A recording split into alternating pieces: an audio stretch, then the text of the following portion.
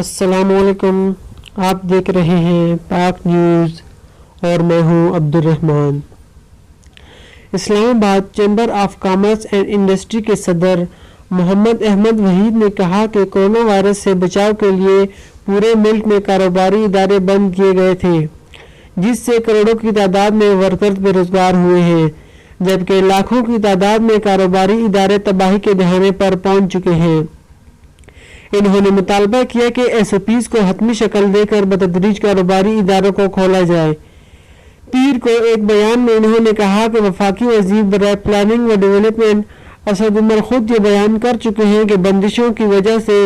10 لاکھ کاروباری ادارے بند ہو سکتے ہیں، جس سے 1 کروڑ 80 لاکھ افراد بے روزگار ہوں گے، جبکہ 7 کروڑ افراد غربت کی لکیر نیچے جا سکتے ہیں۔ انہوں نے مطالبہ کیا کہ اسلام آباد سمیت دیگر شہروں میں مرحلہ وار کاروباری ادارے کھولنے کی اجازت دی جائے تاکہ مزدوروں کو روزگار ملے اور کاروباری طبقے کی مشکلات کم ہوں۔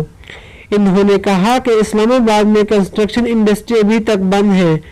جس کی وجہ سے بڑی تعداد میں مزدور طبقہ بے روزگاری کا شکار ہے، جبکہ بجلی اور گیس کے کمرشل بل بھی ابھی تک مؤخر نہیں کیے گئے۔ اگر یہی صورتحال رہی تو بہت سی کارپوریٹ کمپنیاں ڈیفالٹ کر سکتی ہیں، جس کے پاکستان کی معیشت پر دور رس منفی نتائج مرتب ہوں گے۔ محمد احمد وحید نے حکومت پر زور دیا کہ SOPs تشکیل دے کر خاص طور پر وہ صنعتیں جن کی لیبر فیکٹریوں کے اندر ہی رہائش پذیر ہے ان کو فوری طور پر کھولنے کے لیے اقدامات کیے جائیں۔ انہوں نے کہا کہ گزشتہ دنوں ایک ملاقات میں وفاقی وزیر برائے planning and development Asad Umar اور وفاقی وزیر برائے انڈسٹریز محمد حماد اظہر کو اس صورتحال سے آگاہ کیا گیا تھا۔ انہوں نے خبردار کیا کہ اگر جلد ہی صنعتوں اور کاروبار کو نہ کھولا گیا